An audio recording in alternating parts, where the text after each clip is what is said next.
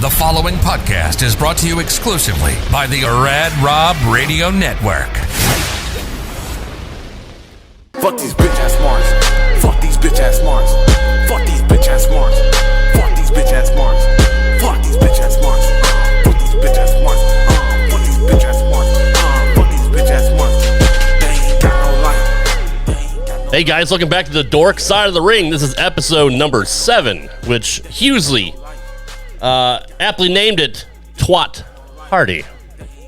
Yes. I am Rad Rob, as always, joined by the one and only, the Irish phenom, my favorite alcoholic, who is wearing such a timely sweater for the Christmas season. For those of you in audio that can't see it, you better be watching this shit on video. YouTube.com/RadRobGaming, motherfuckers. A very nice Metallica sweater. That's a Saint Anger sweater, isn't it? Yeah, it's typical Metallica. Their shittest album gave them their greatest merch. That's fair. How you doing this week, buddy? Good to have you here. Doing excellent, and I just realized we forgot to thank again the guy who made that song, fantastic Jay Rance. Yes. Who you guys should really try to book on fucking Unleashed. He's an angry psychopath, and he's hilarious, and he'd be a perfect guest.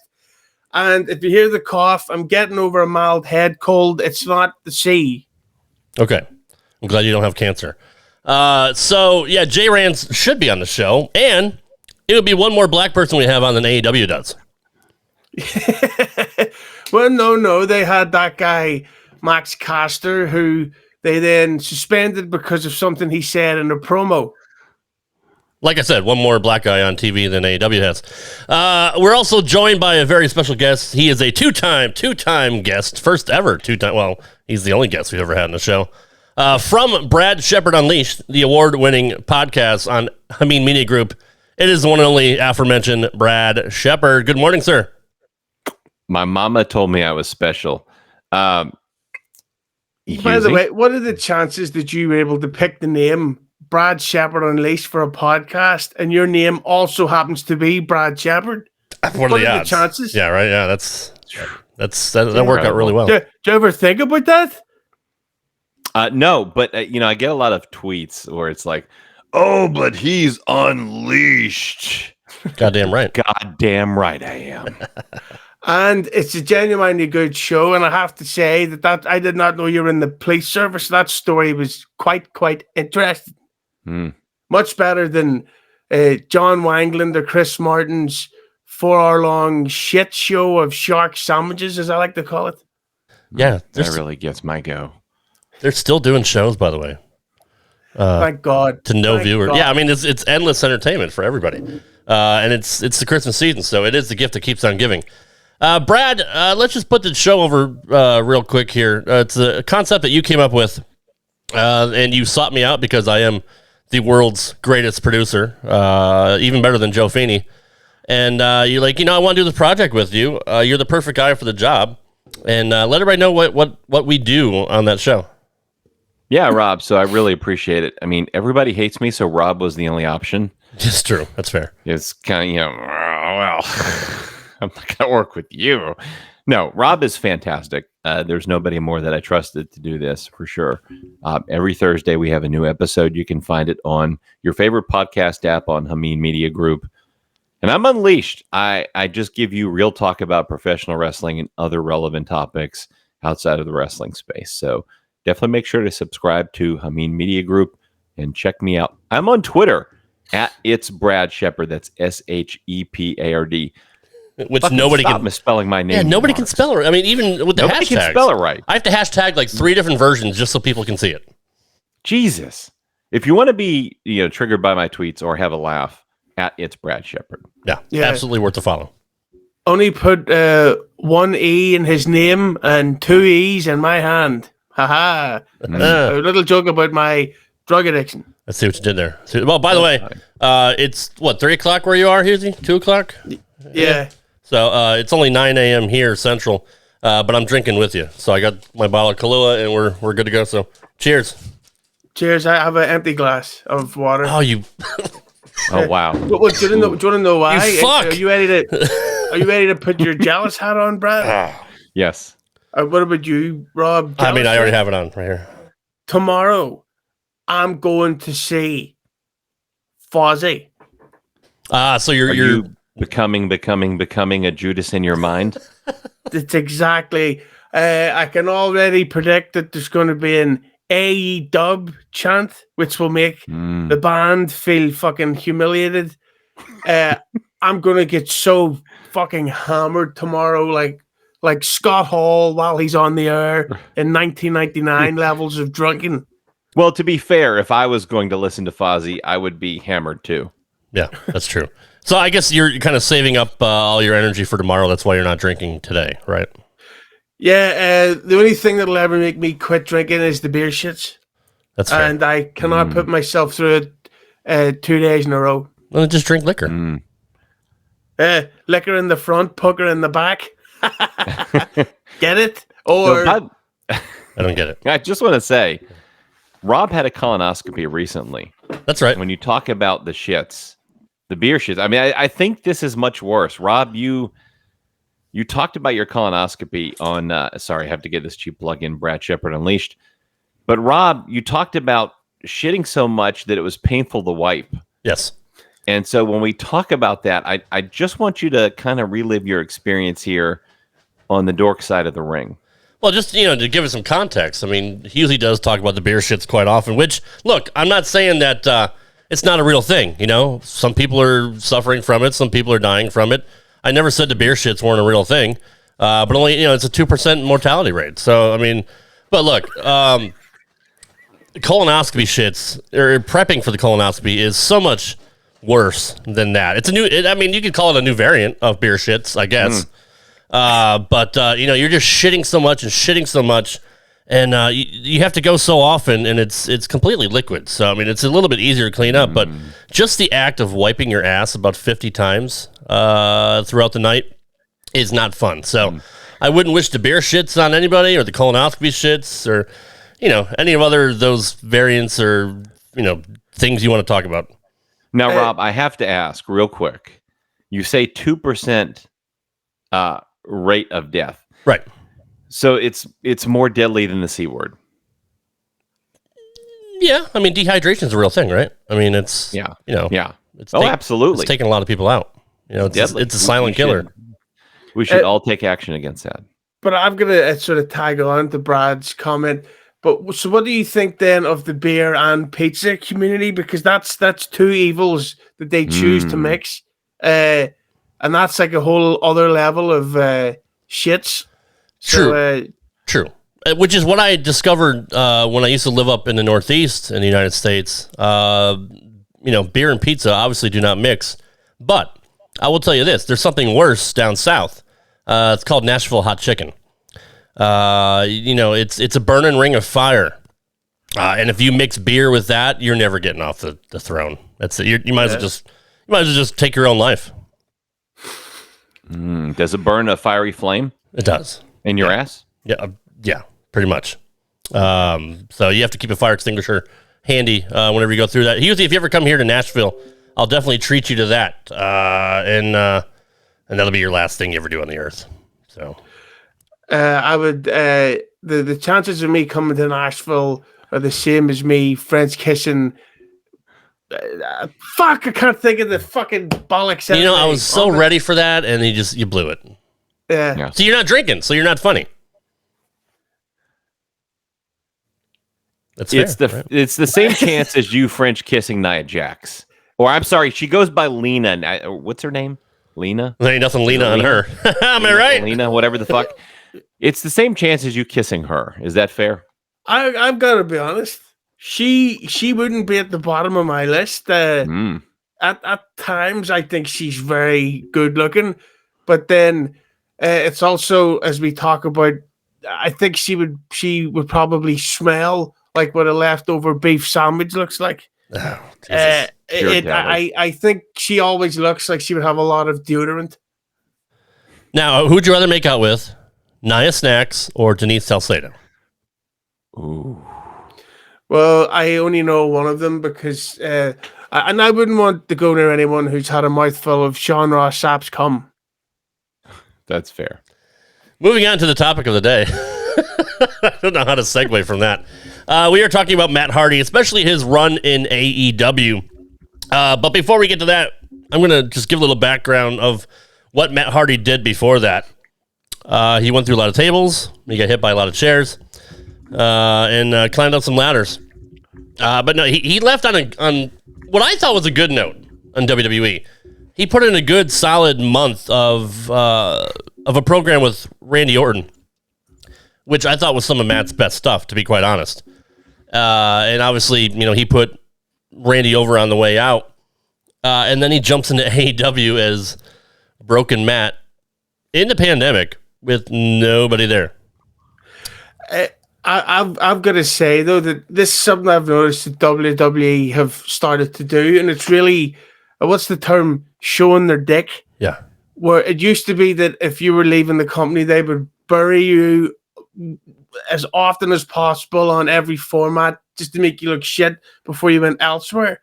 Now they know there's no competition, so they'll actually push you on the way out. Like, I don't know if you remember this, but well, I mean, how would you not? It was when Dean Ambrose was leaving, and they announced something like 4 or 5 months in advance that Ambrose was leaving. Yeah. They basically did a countdown thing, turned him face, put him back up there with Reigns and Rollins, give him loads of TV time, and he left, and nothing came of it in AEW. They did this with, they're doing it currently with Sami Zayn and Kevin Owens. Yep. They did it with Matt Hardy, and that's just their way of showing you, we're giving you everything, enjoy this while you can, because you're about to have a shark sandwich. And it's smart, right, Brad? I mean, like, give them a great program before they leave, so when they go to AEW and they show up and the crowd pops that one night, and then they're never seen again. Man, AEW, this is a company that I tried to give an opportunity to, right? I wanted to like AEW because it was an alternative to WWE. What a shit show this company is. What a shit show the CEO, Tony Khan, is. And I think more importantly, you look at guys like Matt Hardy and others who've come over from WWE, what do you realize? They were protected by the WWE system, not held back. I mean, I think that's been completely exposed. Husey, is that fair? It's absolutely fair. And do you remember this, that Matt Hardy, the year before he left the WWE, he retired for about half a year due to because his back injury. Yeah. And he's had previous drugs problems, so he won't. So obviously he won't take the medication. Doesn't want to relapse. Understandable. So why did he then think, you know what I've got to do? Sign a 3-year deal with a shit show company that mostly only does the gimmick matches and crazy bumps. He walks like. Let's put an example. You've all seen Shawshank Redemption? Yes, Yep. Great movie. It's all right. Needs a couple of car chases, but who am I to judge? True. He walks like Andy Dufresne after an attack by the sisters. Matt Hardy is visibly in pain 24/7. And what does Tony Khan say? We should book him in a strap match tonight. It's like, or don't book him and put him on your creative team. Right. It's funny, and you're absolutely right about that. They, and Brad too, they protect these guys, especially you see with Adam Cole, who was the NXT champion for years, and was featured prominently on the show, and had a fantastic match against Daniel Bryan at SmackDown, which really showed what he can do with the top tier talent. Then you put him in AEW, and he's just a lackey for the elite. Not being featured at all, not having any featured matches. I don't even know if he's wrestled. Of course, I don't watch the fucking show. I just watch clips. But he's lost in the shuffle. You can say that with Christian, although Christian's obviously in the back half of his career. Andrade is finally getting a little bit of attention. But you look at Tony Nese, who they touted as the greatest fucking prospect ever, and he's on Dark and Elevation. Who else? Who else is there? I do like what Rusev is doing, or Miro, whatever the fuck you want to call him. But it's pretty much just an extension of his character in WWE. So it's not something we've not seen before. So all these guys come over to AEW, and they all tout we have creative freedom, and we're going to get into that with Matt Hardy because I do have some clips to play. But at what price do you want creative freedom, or being featured and being able to be on a worldwide platform? Because I don't care what anybody says about AEW. 800,000 to 900,000 people, and it's going down, watch every week, as opposed to 1.7 million on Raw and 2 million on SmackDown. Not to mention that WWE is a worldwide name. Everybody knows what WWF or WWE was. Nobody fucking casuals wouldn't even know what AEW was. You could ask my mom, she wouldn't even know what fucking AEW was, and she doesn't watch wrestling, but she knows WWE or WWF.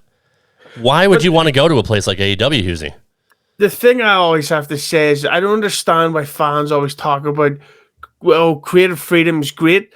Well, they give that to WCW, and it was a complete shit show, mostly. Well, towards the end it became, and it's happening in AEW. So, while, like, if you watch that Raw stuff, a lot of it's not great. Like Vince talking about having IBS.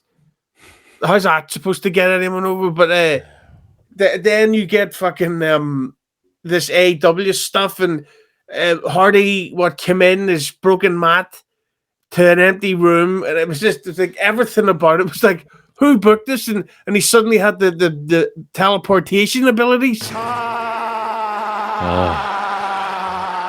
I remember that. Ooh. Sounds like he's having an orgasm or something. You think?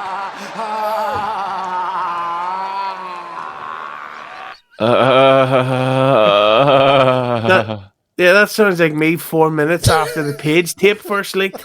Heyo. You're right, and I think then another 24 minutes later. Yeah. So, and I think when he debuted, that was the start of the empty arenas, if I'm not mistaken. When he left WWE, they had a crowd there, and then they started to lock everything down. So when he debuts in AEW, they had Vanguard 1 come down, which, look, I like the broken mat gimmick. I enjoyed the stuff he did in Impact. But to have nobody there and have him standing in the crowd just doing the delete thing and nobody's cheering, the announcers are putting it over. And then the following week, he cuts a promo with Jericho in the ring with nobody there except for the marked fucking wrestlers that are, standing around side ringside. And it was a horrible fucking promo for both of them. And then, he challenged Jericho to a deletion match, elite deletion match at the Hardy compound. And then that was pretty much it. Like, they dropped the broken mat character. Brad, did you ever hear from anybody why they didn't? You think AEW is the perfect fucking place for that, right? Why did they drop the broken mat thing? I just think it wasn't working, right? I mean, you look what he did at Impact, and I was actually interested in that. I mean, when you talk about Impact, there's fucking nothing interesting about Impact. Nothing. Literally, except for that. They're down to like 48,000 viewers today. So good for them. But yeah, I mean, Matt Hardy was doing something different in the wrestling industry then. He had to evolve it properly, etc. It did not work in AEW. I remember that, Rob. The teleportation. Fucking teleports. I mean, into the crowd from the ring. Totally blew it. It didn't work at all. I would describe Broken Matt Hardy as the wrestling version of the Riddick character that Vin Diesel plays. If you see a film he did called Pitch Black, it's this really fucking great sci-fi thriller that they made on a really, really low budget. It was a massive hit. It blew Vin Diesel up huge. So they made a sequel called The Chronicles of Riddick that had something like a $140 million budget, which was well over 10 times what the first one made, and it's shit. And it just shows you that some stuff works better, low budget and cheap. The more production value that Broken Matt Hardy got, it made you realize this is actually really stupid. Yeah, when he was doing stuff on his own with Jeff, like it was good shit. WWE got a hold of it and ruined it, and AEW got a hold of it and killed it.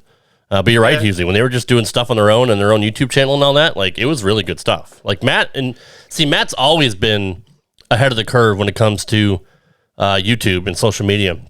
He's been doing behind the scenes shit for years and years and years. Him and his brother had their own show on their YouTube channel that was super over. Meanwhile, they were still in WWE, doing their thing. So Matt, you got to give him credit for being very, very creative. And I didn't get the broken thing at first. I thought it was stupid. But the more I just dug into it and realized that this is just fucking entertainment. Like, don't take this shit seriously. The fact that he can do an interview with Chris Jericho on Talk is Jericho completely in character showed me that Matt Hardy is light years above everybody else creatively. But I also have to say, and I remembered we left this out of the Falls of Jericho episode, which is episode 2. For the millions of fans we have out there, there's got to be like 90 million people watching this right now. If What's not up, kids? billions. Yeah, that's what I meant to say, billions. Thank you, Brad. Yeah. Do you remember the time Chris Jericho had a promo segment with the drone? And he offered the drone the chance to join the inner circle? Yep. At what point did Jericho think, how about we don't? And me and Matt Hardy trade insults. I said, no, well, we'll have this legendary wrestler from the greatest era ever talking to a fucking machine. How dare you talk about Vanguard 1 that way? Drones have Fuck feelings too. All drones matter. Yo, I've heard about some unearthed tweets. Look, I get it. But when the paychecks cash every single week and you're getting the paycheck the size of Chris Jericho, you'll fuck a goat on live TV if the checks keep cashing. What's wrong with fucking goats? What's all that about? Oh, well, some people do it for fun. Yeah. They dropped the Cool people with cool Christmas jumpers. Mostly in the Middle East. Oh, Doing boy. goats. Okay, all right. The death of Broken Matt, we already covered that. Let's get into the good stuff. What I like to call the concussion phase of Matt Hardy's career, which, look, I'm sure he's had dozens of concussions over the years with all the TLC stuff and the Omega stuff and the backyard stuff and all that. For those of you watching on video, I do have clips to play, which are courtesy of AEW's YouTube channel, so please don't fucking hit me with the cease and desist or DMCA because everybody uses clips. So, Tony Khan, we're big fans, buddy. Yeah, and before you play these, we've got to say that if you go back during the glory days of the Attitude Era, at WrestleMania, at SummerSlam, and at the Royal Rumbles, Matt Hardy would do these crazy stunts at these huge matches to massive audiences, making shitloads of money. Like, just it was dangerous and silly, but I guess it made sense because it was working and there was a payoff, both career-wise and financially. So, not that I would ever do it because I'm fucking weak, but for wrestlers to do the crazy shit at the big shows, I get it. When you've got a fucking really shrinking audience to sometimes 0 viewers, it's insane. Just like what we're about to watch here, which is the beginning of the Matt Hardy and Sammy Guevara program to nobody, just the wrestlers in the audience. Before we get out this, I forgot to preface this at the beginning, or preface, whichever you want to call it, at the beginning of the show. I am a Matt Hardy fan. I'm a Hardy Boys mark. I have enjoyed the Hardy Boys since they first came in 1999. So let me just get that clear. I've met both of them in person. I've met Matt twice. In fact, funny story, when I met Matt the second time in Spartanburg, South Carolina for a big-time wrestling show, it was already announced through the dirt sheets that he was going to sign with WWE. And as I shook his hand and took a picture with him, right as I was about to go, I said, Matt, Vince McMahon is not going to have a clue what to do with you. And he just kind of smiled and said, yeah, thank you. And he was in complete character, but he knew it. We all knew it. And they fucked it up. That being said, I have enjoyed the Hardys over the years. I love their stuff. I was a Rockers fan with Shawn Michaels and Marty Jannetty. They were a big influence for the Hardy Boys. So they were kind of the newer version of that. And so I just want to say that I'm not putting Matt Hardy down. I'm just showing how horrible his run is in AEW. Same with Jericho. Same with Punk. And same with who the fuck else have we picked on? Is that it? I think that's it. We're not disparaging Matt at all. We didn't disparage Jericho at all. We disparaged Punk because he's a fucking douchebag. But yeah, no, I'm a big Matt Hardy fan. Husey, did you enjoy the Hardy Boys over the years? Loved the Hardy Boys. I think that one of the great things about the Attitude Era as well, obviously there was your Rocks and your Stone Colds, but then you get people like the Hardys and Edge and Christian who, while obviously weren't in the main events, they were on that level of I have to see this mid-card match no matter what. Pick it. It was people like Matt Hardy and the Hardy Boys feud that made the video games at the time, like SmackDown, must have. Just like, I have to fucking play this tag team ladder match with my friends. Right. Especially if you get a bit stoned beforehand. It's the best fun in the world ever. Well, there's a lot more fun stuff. Yeah. A lot more fun. But yeah, I love the Hardys, but it's sad to see him now because it really seems like AEW is the midlife crisis place. Right. Where like it's time to hang it up and it's got to be rough to turn down. I mean, it would be impossible to say no to the financial offers because I've heard Hardy's getting about $2 million a year. Yeah. Which for one work day a week, like I'd fucking love that. Absolutely. But like even the stuff, the way like he's got those hair implants and like he started losing his hair about a decade ago and it's all thin and dry looking and it's sad to see what he's doing because I think he's going to be one of these wrestlers that doesn't stop until he's physically forced into it. Which is funny because, Jeff has done a lot of crazy shit too. And Jeff has had horrible knee injuries and all that, which is funny outside of wrestling. He blew his knee out on his dirt bike. But he was on Stone Cold Steve Austin's Broken Skull sessions recently. And he's 44, a couple years younger than Matt. He says it feels great for all the stuff that he's done. So it's kind of weird how they've both taken kind of similar bumps, but with Jeff really doing the crazier shit, jumping off of Titantrons and all that. Like, it's funny to see how the two have kind of how their careers have played out. Jeff is still happy and content in WWE. He doesn't really care how he's being used. And Matt had to do whatever Matt had to do. I don't know. But physical-wise, it's funny that Matt's in worse shape than Jeff. I've got a question for you. It's pretty much about the current scene. So it was just announced that at the next WWE event, the main event is Roman Reigns versus Brock Lesnar, which is what everybody thought was going to headline Mania. Right. One of the dream matches, I guess, that keeps getting spoken about is Roman Reigns versus Jeff Hardy. Considering how popular Jeff Hardy is still today and all the old school fans he has, do you think there's a chance, obviously it won't be as big, but do you think there's a chance we could see like Hardy versus Reigns at WrestleMania? Brad, I'll let you take that one. Absolutely not. Are you kidding me? I will break an exclusive here. I will tell you something you weren't aware of.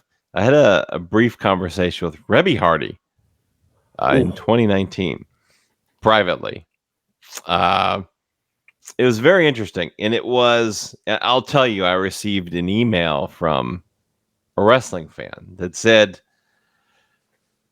my work essentially has led to me working alongside Rebby Hardy at numerous events and such. She has some interesting stories she likes to share with the other moms on tour involving Matt's condition and other wrestlers' wives. What they get up to behind closed doors, etc. I'd love to share them with you, my man. Email me back for whatever info you need. Wow. No kidding, huh? Yeah, for real. So I messaged Rebby and I was like, yeah, this total lunatic is emailing me saying, all this stuff about you or whatever. She essentially said, that was more amazing than she could have imagined. We had a very brief conversation. I have respect for Rebby Hardy. I guess that's really why I'm saying this, is because you know what? She just doesn't give a shit. Right. Like, she's the pit bull attack dog for Matt Hardy. And no matter what he does, even if it's stupid, she's like, she's on the attack. So I do respect that as his wife. And we'll talk about her a little bit. Matt Hardy. Yeah. Yeah. And one thing we've got to say before we start making fun of Matt Hardy, that guy's dick should be in the Hall of Fame. Lita, Ashley Murillo, or whatever the name is. Mazzaro, yeah. Mazzaro, Christy Hemme, Rebby Hardy, fucking his ball. Let's give a round of applause for his balls. Come on, let's stop him. Woo! Very well deserved. We'll talk about Rebby and her reaction to a lot of the stuff we're about to watch here. So let's roll the clips. God damn it. Here we go. No, that's not what I want to do. Here we go. All right. I wanted to wrestle somewhere. I wanted to work somewhere where I felt like I had a say in the direction that my career was going to go. He looks like he's already bleeding from the head. Definitely Sammy to your point, Jared. Did capitalize. Oh my God! Wow. Sammy threw that steel chair aimed right into the face of Matt Hardy, who luckily for him got his arms up. Sammy's going to use. Oh, here we go! Oh my God! Look at. Oh, Matt Hardy is bleeding profusely. Hardy has been busted open. Oh my God!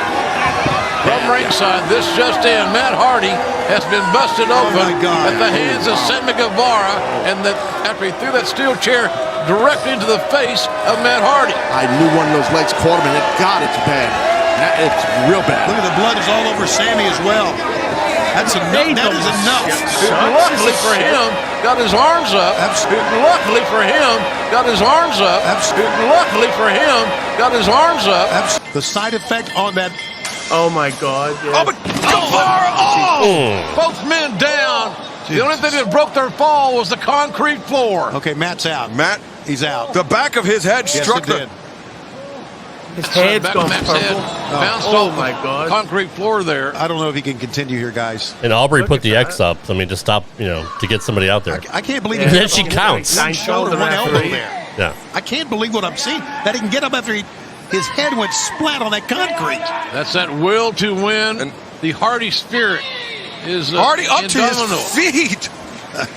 Somehow. Yeah, look at him. Look, he's That's going to be what I'm he's going to look like dazed. He tomorrow cannot after stand up. Fuzzy.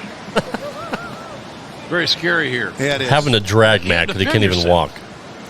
You got to look beyond the pro wrestling match. The guy can't defend himself. Yeah. What the hell are we doing? Yeah, JR said it right there. Look at his Right purple. His hand. head's gone. With all Sammy's he's got, but anus is showing. Yeah, will look, that again, ever be enough tonight? I don't know. I tell you, there's Now get a doctor in there. they're calling for Doc Sam. And I clipped it. This is 10 minutes later. Yeah. No wonder fucking Brody Rick Lee. Knox restraining Sammy died of Guevara. see, Doc Sampson has stopped this match. Well, where the fuck We was have Doc not- Sampson not 10 heard minutes what the ago? ruling from referee Aubrey Edwards is that the he's the same The guy primary that pulled concern Freddie here Mercury. Yeah, don't worry that about Matt it. Hardy up to his feet. Couldn't continue. That's why I see it. Why Where's does his costume look like he's bleeding? Matt Hardy looking for Sammy Guevara. But where looking is for Tony Khan right now? Revenge. Still is stalking towards the He's ring. actually masturbating in the gorilla position. What is oh my God, they're still fighting. So they were about to announce the winner as Sammy Guevara, and then This match is continuing, Matt just attacked obviously. him, and they rang the bell and restarted the DDT on match The concrete. with no explanation. Oh, Jesus Christ, are you kidding me? Dangerous. Yes, exactly. Yeah, then they climbed the Right now, scaffold. They're 15 feet in the air, maybe? Cameraman just took a fall. Yeah, 10 feet in the air. Oh, Guevara! Oh, my God! And he took the safest bump of the night. Hardy with a powerful right hand knocking Sammy Guevara through the What do you think it stage. was? Do you think that Good time to Tony referee to Khan's count. dad told him he wanted to see this match? I don't know. I really don't know. But that's ridiculous, dude. Well, we've heard the term through hell and high water. Buddy, there's a lot of high water and a lot of hell in that one. That is fucking horrible. But this is the other thing that they always talk about AEW, that they don't know how to book their legends.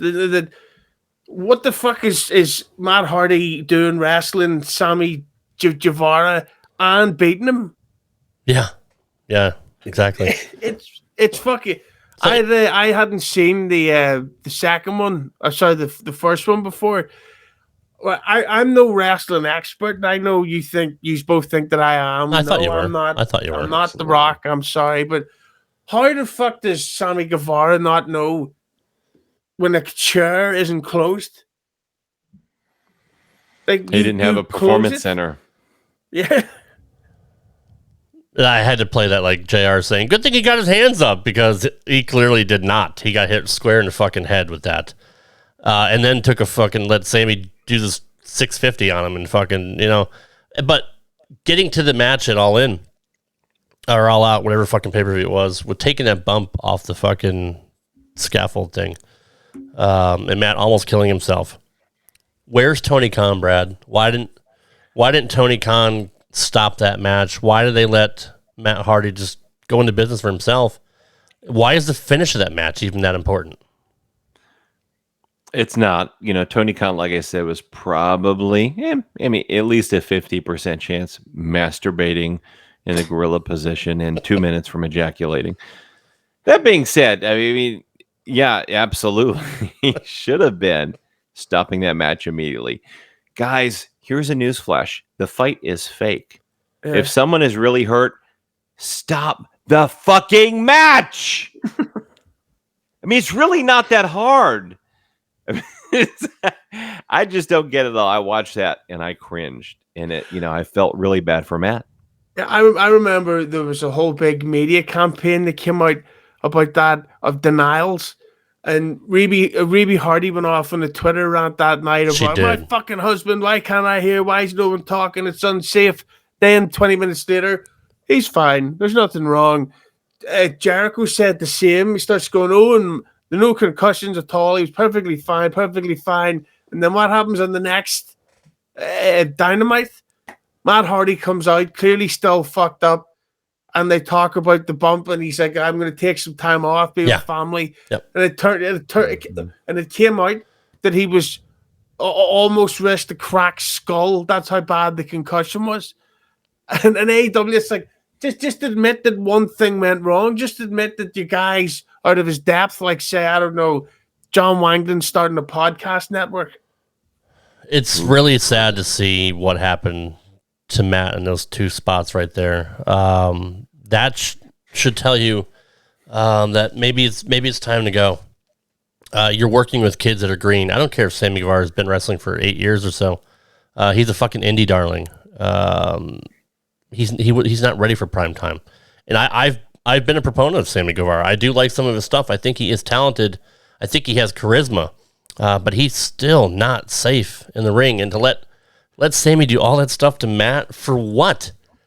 He's already over with the inner circle. You don't have to get him over by doing stuff like that. But Matt ended up winning that match regardless. What does that do for Matt? Like, what does that do to propel his character? He's Matt fucking Hardy. He didn't need the win on that. So I don't understand the booking there. But you're right. Rebby was fucking ape shit pissed on Twitter after that. She was unleashed after that. And you're right, Brad. She didn't give a fuck about what she was saying. And I don't blame her. She was legitimately scared for her husband's health. Yeah, she usually doesn't give a fuck about what she says, which actually is one of the things I like about her.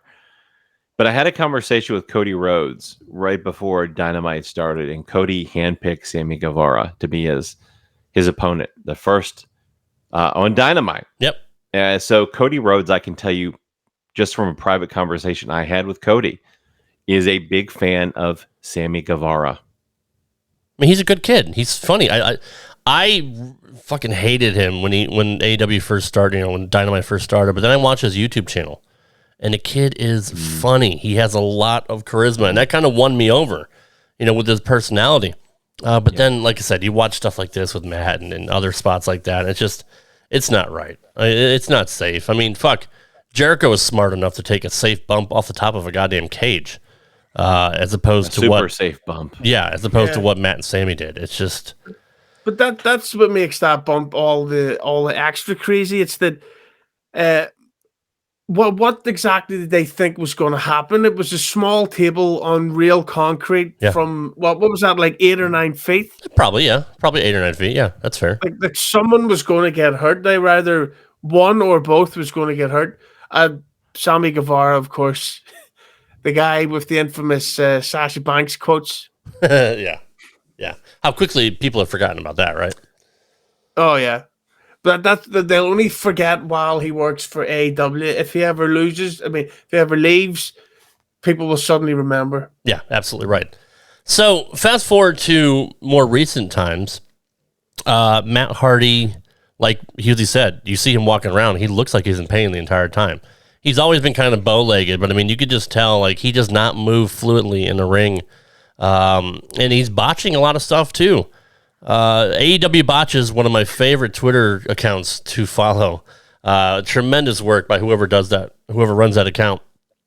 Posted one recently of Matt Hardy dropping elbows on Orange Cassidy and didn't even come close to hitting him. Was at least 2 feet away from him. And just Matt and the whole, everybody there botches every week. You can't go through an episode of Dynamite, Elevation, or Dark without seeing somebody botch something, especially the women.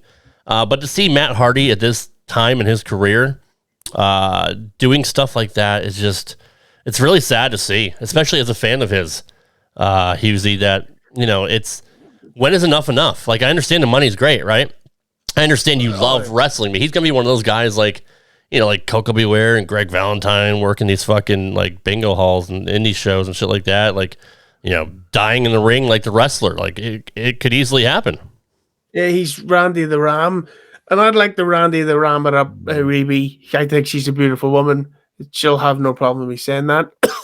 but it all goes back to Tony Khan's lack of intelligence. He doesn't seem to understand how to use legends and veterans. They should be special attractions. Like just last night on the SmackDown, Brock Lesnar came back and he did 2 segments and it was fucking brilliant. Yep. And he came across I was going to say like a real tough guy, but he is. It was great. That's how you use people like that. But if he starts randomly taking part in 6-man tags and he's on every week and he's doing the B show, he's ruined. They overexpose everybody. Sting, most people, he's in their top 5 favorite wrestlers ever. He's a nobody. Well, not a nobody now, but on AEW, he just stands there while Darby cuts a promo for a feud that he's about to lose. Yeah. Like, what? Sting shouldn't be there every week. Same with Jericho. What the fuck? Yeah, it's 2021, actually, excuse me. And we've got a Billy Gunn versus Sting feud. And it's great stuff, though. Like, oh, I haven't watched. No, I've heard. Like, it's people are actually excited at it because, Billy Gunn's been around for a long time. Can't cut a promo worth of shit, but he's a good wrestler. Okay. How does Darby Allin beats Billy Gunn? Yeah, I don't give a fuck if the guy is 58 years old. Yeah. I don't give a fuck if the guy is 78 years old. How does Darby Allin lift his 140-pound body onto Billy Gunn and pin him for 3? And I'm supposed to believe in any way that that's believable. Well, it's the Marco Stunt effect, right? If he can get over and wrestle people 6 times his size, then anybody can. Yeah. Should Darby Allin, of course, beat the shit out of Brian Cage in that shoot? That was a legitimate fight. Yeah.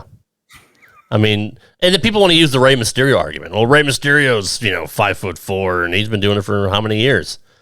Yeah, well, Rey Mysterio's jacked, from either steroids or whatever. Like, Rey Mysterio has a fantastic physique. Of course, he's small, and you do have to kind of suspend your disbelief a little bit when it comes to Rey, but at least he kind of looks like a fucking wrestler. He's an outlier. Yeah. He's not. He's the exception to the rule. He's the anomaly. Not the rule. Yeah. AEW, they're all the rule. That's the problem. Right. But when you got, Marco Stunt fucking, doing Hurricane Ranas on people that are fucking 6 times his size and they're selling for him, like, come on, dude. That's like, Lance Archer selling for fucking Marco Stunt. It's not right. But as far as Sting and Billy Gunn, if they want to have a match, I'm in for that, dude. I'm all in on that. Because full gear. It's a dream match. Just 30 years later. Wrapping up the show, I'll start with you, Brad. What do you think is the legacy of Matt Hardy after this? Do you think it's tarnished, or do you think he can just jump right back in the WWE, have a last program with his brother, go in the Hall of Fame, and all is well. People just forget about AEW. Well, he can slap a tornado. I don't know if you know that. That's true. He can. I would, yeah, it's impressive. I would just say this. Edge had a promo with Miz on Raw where they said that essentially Miz was, getting other people to pop on other shows. Right. And the crowd went mild. Nobody knew who the fuck they were talking about. We knew, but yeah. And what the fuck is AEW? Right. Fucking 300,000 people watching a Friday night. Dude, it doesn't matter. He could return to WWE and finish out his career. People will largely forget AEW. And that's exactly what he should do, is finish out his career in WWE. Now, I don't know when his career. I don't know when his career ends. It could be tomorrow. I don't know when his contract ends. But let's just say, just for shits and giggles, it's up in early 2022. Husey, could we see another Hardy Boys reunion like we saw a few years ago that popped the entire fucking stadium? Would that be great, right? Nobody would see it coming. What I'd love to see is if this Jeff Hardy Roman Reigns feud does happen, we have just say it's fucking Jeff versus Roman, and afterwards the Bloodline's beating him up. Then Matt Hardy makes the big return. So you get the Usos versus the Hardys at a pay-per-view, and the storyline is that if Usos win, the Hardys have to break up forever and or retire or whatever. That's the only logical way. Go out high and stop, because I honestly don't think that WWE would hire him to be a wrestler again. He looks always in pain. He's one of these guys that every time he takes a bump, now you see it and you go, "Oh shit! Is that selling, or is he legitimately injured?" Yeah. I think that if he comes back, have an official retirement match at a big pay-per-view, then stick to that. Let yourself go into the Hall of Fame. Set up like a legacy merch chain through WWE with a nice percentage deal, and just enjoy fucking Reby Hardy's tits into oblivion. Now, when you say they should go out high, oh boy, I just want you to elaborate on that. Yeah, they'll be going out high like I will be tomorrow at Fozzy. Yes, for classic music. So, Jeff Hardy said on Broken Skull Sessions that he wants to have one more run with his brother, and he doesn't care where it is. So we could just assume it's WWE, Impact, Ring of Honor's gone, maybe AEW, or just the fucking indie circuit. Like, that's the one thing about Matt and Jeff is they've never really fucking cared about how many people they wrestle in front of. They just want to wrestle, and they enjoy wrestling with each other. So, I mean, they could restart Omega for all they give a fuck, or wrestle in, small-time indie shows and all that. They're just, and look, they would get a lot of money on the indie circuit as well, especially with, the names that they have. Anybody attached with a WWE name gets a premium price on the indie circuit. So, yeah, could they make a living on the indie circuit? Absolutely. Do they need to? No. I mean, I'm sure they have enough money saved up to where they could be comfortable. But they both have kids. At one point, do either of them say, it's time to give it up, Brad? It's a tough question. You're right. I think they do want to work together one final time. And I think WWE is the best place to do it. Absolutely. Sorry. I mean, just AEW is just too small time for me. And I think they'll get lost in the shuffle in AEW, actually, because they're too busy. The Young Bucks are stroking themselves off and putting themselves over on Dynamite every week. The little lucha guys that are 5'0", that they push over to the moon. I really do think it's important that the Hardys end in AEW. I actually saw the Hardys during the Attitude Era wrestle live. It's the first time I had seen them, and maybe they were the dark match, or they were jobbers at that point. They hadn't hit fame yet. And I saw Jeff go up. He tried to do a springboard on the top rope, and he fell. He fell, and he hit his head on the outside. Don't let CTE be the reason you end your career in AEW. Right. That's fair. I mean, that's a fair point. Husey, let's start with you, buddy. Where can people find you, and what you got going on? At the Husey on Twitter and Instagram. Particularly follow me on Instagram because my numbers are it's frustratingly low. Like, put it like this, I have 10,000 YouTube subscribers. I have 5,000 Twitter followers. I've got about 400 Instagram followers. And I'm always plugging the content thing. Me too. Speaking of YouTube, it's Hugely Entertainment. My most recent upload is my Christmas special that I did with Vince Russo. It's called Marking Around the Christmas Tree. Very good Hold stuff. your laughter. Very good stuff. Also, if you're a pro wrestling fan, you want to hear the actual experts talking about it, check out Keep No 100 Official. That's the official YouTube channel for the extremely controversial show from Conan and Disco Inferno. Never heard of it. Oh, it's good. It's one of them, he does this dancer gimmick, and the other guy is Disco Inferno. Bradley Shepard, plug all your stuff. Alrighty, so I do a weekly podcast with Big Vito LaGrasso. Oh, they're gonna on say his me. Patreon. I'm big. Not you, like not that big, but I'm like Yeah. yeah. Sorry. And for those of you listening, like I've got a huge cock, obviously, and so Rob Huge. is doing like the fucking just massive hand-to-hand measurement. Yeah. It's like Nice. they're like super far apart. But you can check me out with my huge cock on patreon.com/Big V Mafia. Every week, Vito and I have really candid conversations. I think you'd enjoy it. And of course, Brad Shepard Unleashed. I'm pissing off the marks each and every week, just like this podcast. New episodes on Thursdays. You can find it everywhere under Hameen Media Group. I'm the most downloaded show. I'm the draw. I'm the big time. And you will acknowledge me. I can't top that. Guys, you know where to follow me. Rad Rob Gaming everywhere. Twitter, Instagram, YouTube, Facebook. Check out all my 15,000 shows that I do. We got this one. We got RTW Main Event, RTW Rewind. We got Straight Up 5 with Johnny Petraglia Jr., which Ben actually put over on this week's Light the Fuse. He said it's a fantastic show of bowling. And he gave it to his friends to listen to, and they said, yeah, that's insider stuff that you won't get from anywhere else if you're a fan of bowling.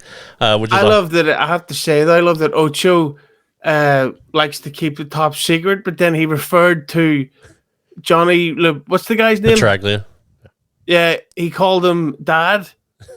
Yeah. Ocho's, he's weird. He's a different guy. I also have Uncanceled with Drake Wirtz, former NXT referee Drake Wirtz, proud patriot. We talk about the C word quite a bit. We talk about politics. We talk about religion. So if you're a fan of any of those, check it out. He's another one of the people that the woke mob tried to cancel because of his beliefs. But he totally debunks all the QAnon shit. He was never part of that. Good show, good listen. Uncanceled with Drake Wirtz every Friday. What the fuck else do I do? I don't know, this little show on fucking Thursdays. Oh, yeah, Brad Shepard You Unleashed. seem to forget it. Yeah, I just want to, by the way, I have a bone to pick with you, Rob, because Okay. I do listen to this show is legitimately a good show. It's one of the few wrestling shows I listen to, Dork Side of the Ring, with Rob and Husey, who's a draw, by the way, Husey. Yes, he's the draw. And I just want to say, every week I listen, it seems like Rob fucking forgets my show. What's up with that? Yeah, I don't know. I got nothing. I got nothing. Brad Shepard Unleashed drops every Thursday on Hameen Media Group on all podcast platforms. The #1 show on HMG, doing millions and millions of downloads. Might be part of the brand next year. Who knows? We'll see. Husey, you want to say something? Yeah, just gonna say. So, of course, at Christmas time, just watched Die Hard the other night, and I've got to just give a lot of credit to the actor who played Ellis in the film. See if you go back and watch that, and you pay attention to him and how he goes through the different stages of being high on cocaine. That's interesting. Yeah. It's really amazing. It's like so. John McClane catches him doing it, and he's not like fucked up or anything. Towards the end of that scene, as it starts to kick in, you see Alice suddenly start going like, and it's the drugs are kicking in. And then when all the hostages are taken, you can see Alice is sitting there in the crowd, his jaws going like that because he's all fucked up and he's shaking. Then you see him like, sort of like slumped down, low energy. Does another bump later on, and then he's like, "Hey, I could fix this shit. Hands, Bobby, let's talk. And it's another level to that glorious masterpiece that everybody needs to watch, Die Hard, once again. So he's kind of like Tony Khan. Oh. On that note, guys, thanks for listening and watching this edition of the Dork Side of the Ring. We'll be back whenever Husey and I feel like coming back to another show. We'll do an official Christmas special. We've got to get Tony Khan. If you're still alive. Rhodes. Yeah, let's. Brad, you're friends with Cody. Let's make that happen. Racism. Yeah, absolutely. Guys, see you next time. Fuck these bitch ass Mars. Fuck these bitch ass Mars.